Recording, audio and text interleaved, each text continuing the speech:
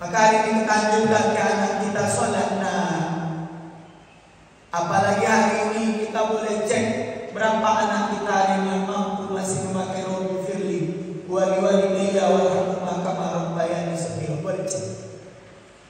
Ustaz, anakku 3 tapi 1 yang pakai itu yang ada keadaannya. Boleh ditanya hari ini mana anak kita yang pakai Rabbi firli wali-walidayya warhamhuma kama rabbayani shaghira. Atau 4 anak kita tak ada yang memakai doa itu lagi hari ini. Tekor kita masih hidup kita, apalagi sudah mati, hilang sudah diingatannya. Ini kalimat Rabbi firli wali-walidayya ini sangat luar biasa. Kita ini anak boleh diwasiatkan ke anak kita.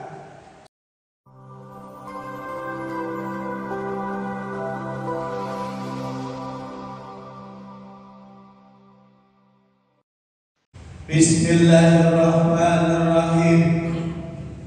Assalamualaikum warahmatullahi wabarakatuh.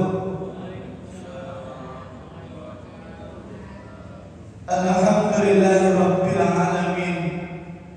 Hayya bina nashkuru ila Allah ta'ala allazi qad a'tana ni'matan wa hidayatan wa sihatan hatta nastaqim an najtami'a fi hadzal masjid babus salam.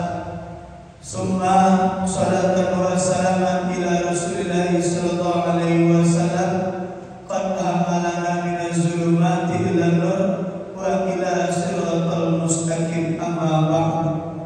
Faqala Allah ta'ala fil Qur'anil Karim, a'udzu billahi minasy syaithanir rajim.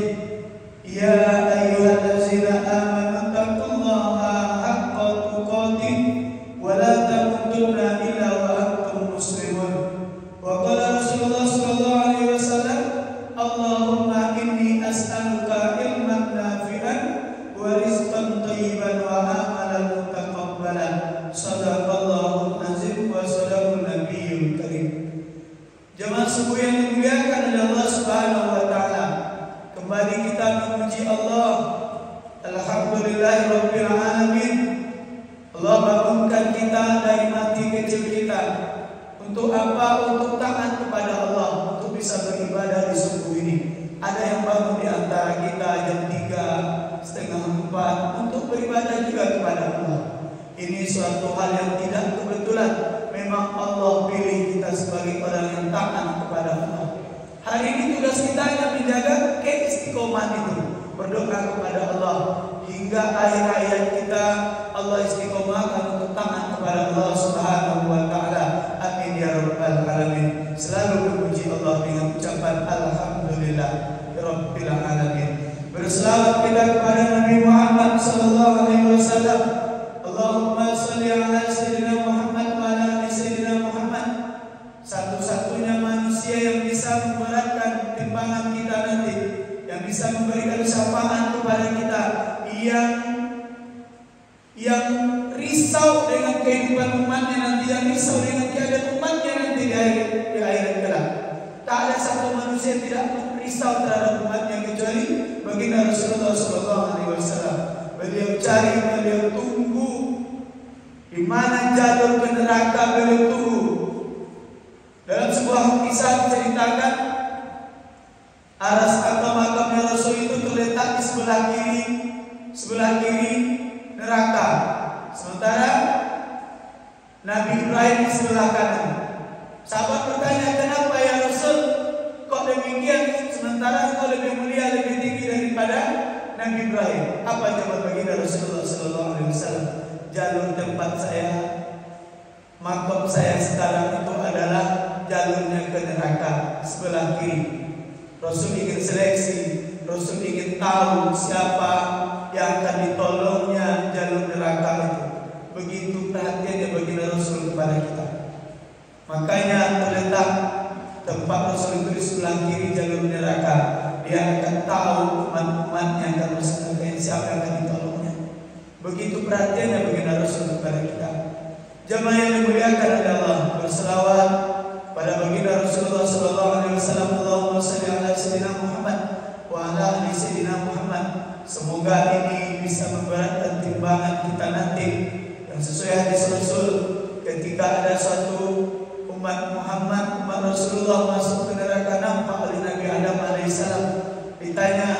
dipanggil oleh Nabi Adam, "Ya Rasulullah, umatmu masuk neraka."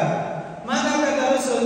Dijawab dan dicari oleh baginda Rasul. Minta Rasul kepada malaikat diulang timbangannya, hisabnya diulang timbangan umatku ini. Kami tidak boleh melanggar perintah, kata malaikat. Apa tidak ditentukan oleh Allah dimasukkan ke neraka, ya kami masukkan, kata malaikat. Nabi bisa bilang, Rasul memohon kepada Allah dan malaikat untuk mengulang timbangan hisab yang dimasukkan ke neraka ini. Terjadilah, maka diangkat kembali orang yang masuk neraka, diulang timbangannya. Apa yang terjadi? Rasul ambil secangkir kertas dari pakaiannya, ternyata di situ ada tulisan beberapa kali dia berselawat kepada baginda Rasulullah Sallallahu Alaihi Wasallam. Ini yang memberat timbangannya. Ditambah selawat lagi, ditambah untuk hisab sebulan ini bisa selawat memberatkan timbangan kita. Benar muliakan Allah. Sekarang hanya tinggal kepada kita kapan kita bisa mewiridkan selawat ini secara pribadi. Tidak hanya di tahiyat awal dan tahiyat akhir saja. 5 menit, 10 menit barangkali habis maghrib, habis subuh, dimanapun, nyetir, apapun keadaan kita berselawat kepada baginda Rasulullah Sallallahu Alaihi Wasallam sehingga memberatkan timbangan kita nanti. Amin ya rabbal alamin. Ayah bunda yang muliakan oleh Allah Subhanahu Wa Taala, izinkan kami menyampaikan kajian subuh di pagi Senin yang mulia ini. Semoga bermanfaat, semoga bisa menambah ilmu kita, bisa untuk beribadah kepada Allah Subhanahu Wa Taala. Yang hari ini kita hanya menunggu mati. Yang hari ini kita hanya menunggu mati. Banyak orang yang terlena dengan kehidupannya, banyak orang yang tak mempersiapkan kematiannya. Oleh karena itu subuh ini tema kita indahnya di balik kematian. Kenapa indah tentang kematian itu? Indahnya di balik kematian ini tidak semua orang yang mendapatkan indahnya kematian. Tidak semua orang. Bahkan hari ini, dewasa ini, hari ini banyak orang mati kafir yang disolatkan di Masjid Abu Salam ini. Tidak semua orang yang dapat mati indah, mati husnul khotimah, mati yang baik, itu tidak semua orang. Nah, bagaimana kita yang pencinta majelis ilmu ini tahu aku ingin mati husnul khotimah ya Allah, ingin mati baik, ingin mati indah ya Allah? Tentu ada syaratnya. Orang yang tidak bermajelis tidak akan tahu apa syarat mati indah itu. Banyak syaratnya kalau ingin mati husnul khotimah. Sekarang tinggal kita saja. Subuh ini ingin saya sampaikan 3 saja. Syarat ingin mati husnul khotimah itu banyak, tapi waktu kita membatasi. 3 saja. Yang pertama kata Allah dalam surat Ali Imran ayat 102, ayat yang populer yang dibacakan khatib, kita di sini hampir hafal semuanya. Dan saya setiap mukadimah ceramah tetap saya baca ayat ini karena ini teguran, pengingat bagi kami. Ya ayyuhallazina amanu taqullaha haqqa tuqatih wa la tamutunna illa wa antum muslimun, wa la tamutunna illa wa antum muslimun. Ini yang wajib pengingat untuk kita. Ini ayat populer ini. Apa artinya? Dan jangan kalian mati kecuali dalam keadaan muslim, kata Allah. Ini Allah yang memerintah. Maknanya apa? Kita mesti mati dalam keadaan muslim. Siapa yang muslim itu, Ustaz? Yang muslim itu yang sedang taat kepada Allah.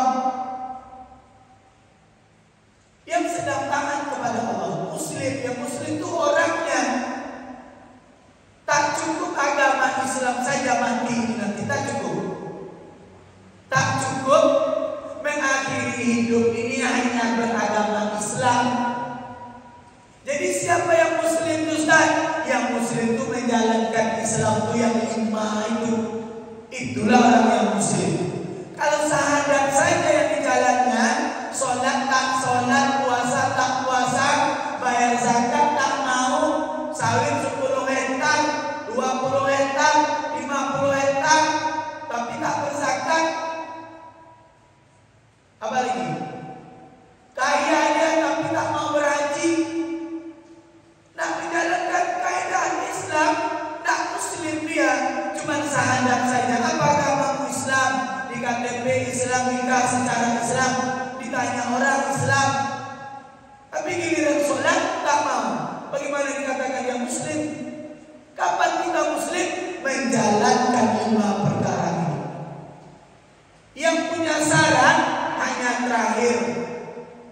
ngasih bagian yang mampu. Selebihnya bisa kita semuanya. Kalau yang kaya lebih bisa menjalankan yang 5. Hari ini banyak orang mati kafir. Di Masjid Bagus Salam ini banyak disolatkan orang kafir, statusnya tapi agamanya Islam. Nak Muslim, bedakan ya, jangan paham. Ujung ayat itu wala tamutunna illa wa antum muslimun. Objeknya Muslim, orangnya betullah orang yang menjalankan kaidah Islam yang 5 itu. Baru dikatakan Muslim, dia menjalankan yang 5 ini. Nah, hari ini yang banyak syahadat saja. 2 tahun tak sholat, 5 tahun tak sholat, 10 tahun tak sholat, mati dia. Allah perintahkan wala tamutunna illa wa antum muslimun. Jangan kalian mati kecuali dalam keadaan muslim. Ini perintah Allah. Banyaklah berdoa kepada Allah. Ya Allah, matikan aku sedang sujud. Matikan aku sedang sholat. Ya Allah, matikan aku sedang bayar zakat. Matikan aku sedang bolak-balik dari rumah ke masjid. Ya Allah, mana tahu dalam perjalanan kesandung dia langsung mati. Bisa saja. Tapi dia dari pulang dari masjid, dari gerakan sholat subuh berjamaah. Nah, ini doa kita, matikan aku ya Allah dalam menutup hijab, tidak sedang dalam telanjang ya Allah, sedang menutup aurat. Matikan aku sedang membaca Al-Quran ya Allah. Ini doa-doa kita yang kita inginkan. Selalu kita panjatkan doa ini kepada Allah. Matikan aku sedang berbuat baik ya Allah. Matikan aku sedang baik-baik saja dengan tetangga aku ya Allah. Ini doa yang mesti kita panjatkan kepada Allah. Bunda yang muliakan Allah, kuncinya aku harus mati dalam keadaan muslim ya Allah. Matikan aku subuh ini aku sholat, menjelang zuhur mati yang sedang taat. Ini doa kita ajukan kepada Allah. Matikan aku sedang taat kepada Engkau ya Allah. Karena hari ini banyak orang mati sedang maksiat. Pulang dari prostitusi, Pekanbaru pulang ditabrak. Banyak yang siap minuman khamar. Banyak hari ini orang mati tidak dalam keadaan muslim. Yang pertama, kita bersihkan.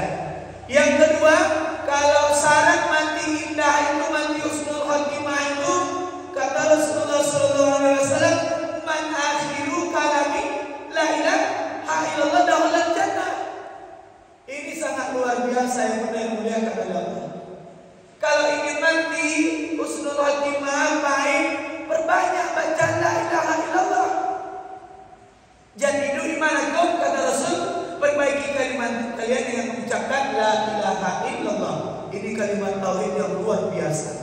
Kalau kita hayati, kita menzikirkan la ilaha illallah itu dengan terjemahannya, tiada Tuhan, tiada ilah selain Allah.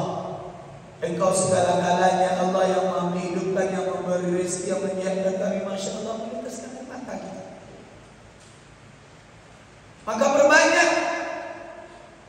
Kalau iman kita sedang turun, banyak pengucapan jadidu imanakum, perbanyak la ilaha illallah, la ilaha illallah. Kita kembali ke hadis yang pertama. Man akhiru kalami la ilaha illallah. Siapa yang saat sakaratul mautnya, yang sedih ayat-ayatnya mengucapkan la ilaha illallah, dakhalal jannah. Ini janji Rasul. Mudah saat masuk surga, oh mudah. Tapi bagi orang yang sering mengucapkan la ilaha illallah, kalau tak sering diucapkan waktu sehat ini, jangan berharap dapat mengucapkan la ilaha illallah saat sakaratul maut. Sekarang mudah ingat la ilaha illallah, tapi saat sakaratul maut ini paling berat kalimat ini, paling berat. Siapa di antara kita yang sering menalkinkan orang sakaratul maut? Tidak akan ada di antara 10 orang mati dia dapat 1 mencari orang bisa mengucapkan la ilaha illallah. Penelitian dokter Timur Tengah dan Indonesia, di antara 100 orang yang mati, tidak ada dijumpai 1 sampai 10 orang yang bisa mengucapkan la ilaha illallah di ranjang-ranjang kamar-kamar rumah sakit. Ini sangat luar biasa. Hari ini kita mengatakan ringan la ilaha illallah Ustaz, tapi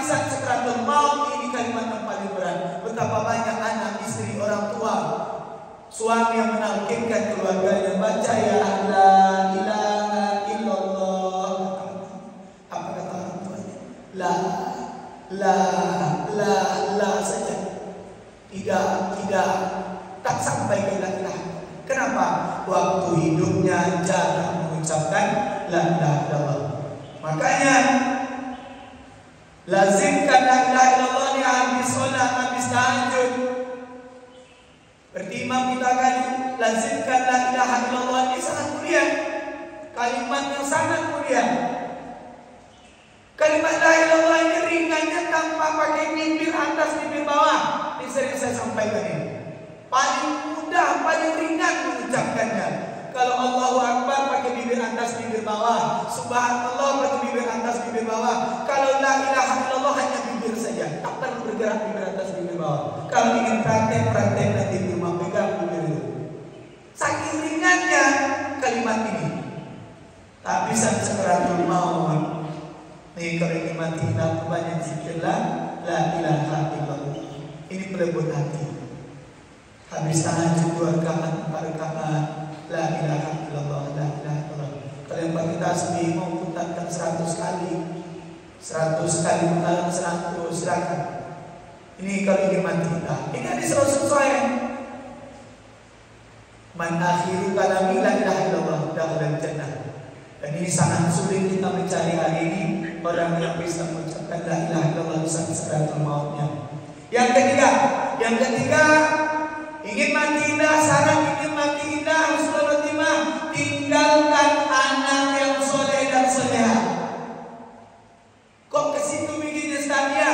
Kalau ingin mati baik, tenang dalam kubur, orang tua hari ini mesti meninggalkan anak yang soleh dan soleha. Jangan tinggalkan anak yang kurang manja. Baru mati dalam merebut atau warisan bocok tak berkelahi, ribut. Bahkan ada di antara anak-anak kita, emaknya tak dipedulikan lagi, ayahnya tak dipedulikan lagi, hanya ribut atau warisan. Ini tekor orang tua hari ini. Padahal anak yang 3 tadi itu doktor 1, S2 1, S1 1. Tapi apa?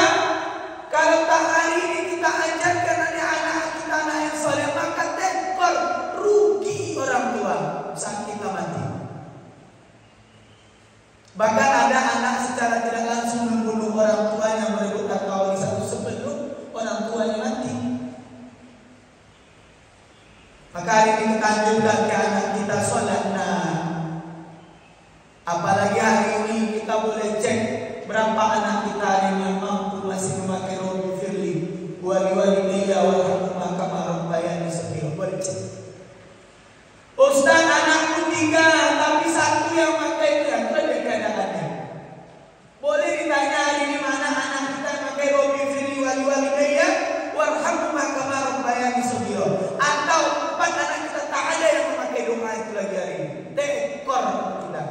Masih hidup kita, apalagi sudah mati, hilang sudah diingatannya. Ini kalimat Rabbi firli wali-walidayya ini sangat luar biasa.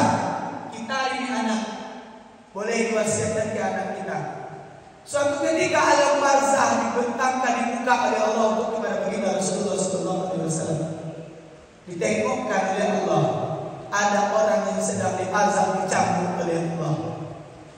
Suatu hari ditengokkan oleh Allah, malaikat berhenti mencambuk orang tua ini. Kenapa? Lima takulu min rabbi, kenapa engkau tidak mencambuk lagi wahai malaikat, kata orang tua ini. Heran orang tua ini, kenapa kau tak mencambukku lagi, tak mengazabku lagi? Kaifa, kata malaikat, bagaimana aku adribu, memukul, menyambuk, wawalakan istakbar, sementara anakmu di dunia beristighfar untukmu. Ini sangat luar biasa. Kalau hari ini Rabbi firli ini sudah hilang, Rabbi firli wali-walidayya hilang dari anak-anak kita, kapan dia bisa meringankan siksa kubur kita? Tekor kita, rugi kita punya anak S3. Belum masuk dalam kubur lagi. Ketika yang anaknya sudah pegawai ini sudah bergaji mantap mewah hidupnya. Pas awak mati, imam masjid, ustaz disuruh menjadi imam sholat jenazah kita. Ini yang lebih luar biasa anak ekornya orang tua. Ustaz lah, pengurus masjid lah yang menjadi imam masjid lah. Ayo, buat wasiat ke anak laki-laki kita. Nah, kalau kami mati nak, kami ingin engkau yang menjadi sholat imam jenazah kami. Kami engkau menjadi imam sholat jenazah kami nak. Ini sering saya sampaikan. Kalau tidak tekor ya ibu kuliah, bapak kuliah kan tahun-tahun dulu. Sampai 6 tahun, 7 tahun tuh S1, S2 nya. Tekor. Belum sampai masuk umur lagi, bagaimana orang tua akan mati indah? Kalau imam sholat jenazah ayahnya saja, emaknya saja disuruhnya orang lain. Kalau ini mati indah, salah satu syaratnya tinggalkan anaknya soleh dan soleh. Mampu dia menjadi imam sholat jenazah kita. Mati kita tidak mati hari ini, Robi fili wali-walidaya itu masih dipakai ringan siksa. Bagaimana? 5 takulu atribu wa walad istakbar, kata malaikat yang mencambuk tadi. Bagaimana kau kata bisa mengukur wahai si fulan, anakmu istighfar di dunia, tak sanggup kami. Jadi istighfar anak yang soleh itu Rabbi firli wali-walidayya warhamhuma kama rabbayani shaghira. Orang tua kita yang sudah mati hari ini berbanyak, baik seperti kita anaknya. Jangan sekali saja 5 kali dalam doa itu. Rabbi firli wali-walidayya warhamhuma kama rabbayani shaghira. Rabbi firli wali-walidayya 5 kali, 10 kali. Akan meringankan siksa emak kita yang sudah mati, ayah kita yang mati dalam kubur saat ini. Barangkali ada di antara orang tua kita yang sampai hari ini masih diazab oleh malaikat. Kita yang mengaku anak yang soleh hari ini berbanyak ucap Rabbi firli. Yang kedua, anak yang soleh itu berinfak, bersedekah untuk ayahnya, emaknya yang telah mati. Ada harta orang tuanya ataupun tidak, dia mengatasnamakan mak ayahnya. Wahai pengurus masjid Babu Salam, apa yang kurang hari ini? Semen utama tidak sah. Pahalanya jika ada untuk mak yang telah mati. Apa yang kurang? Granit, cat, pasir. Niatkan untuk mak ayah kita. Apa kata Rasulullah SAW? Ada satu orang tua hampir sama hadisnya. Dicampur, diazab, mulai masuk kubur itu.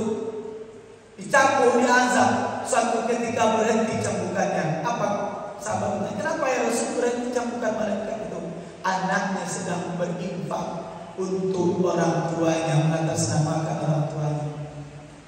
Nah, ini salah satu dalil bolehnya awak takziah makan.